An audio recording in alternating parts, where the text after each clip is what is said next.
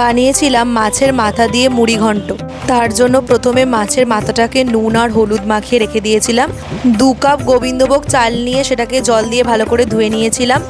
তারপর বানিয়েছিলাম ভাজা মশলা। তার জন্য গোটা জিরে, গোটা ধনে, তেজপাতা, শুকনো লঙ্কা, এলাচ আর দারচিনিটাকে শুকনো কড়াই ভেজে নিয়েছিলাম। তারপর কড়াইয়ের মধ্যে ঘি দিয়ে কাজু আর কিশমিশটাকে ভেজে তুলে রেখে ওই কড়াইয়ের মধ্যে সর্ষের তেল দিয়ে মাছের মাথাটাকে ভালো করে ভেজে নিয়েছিলাম।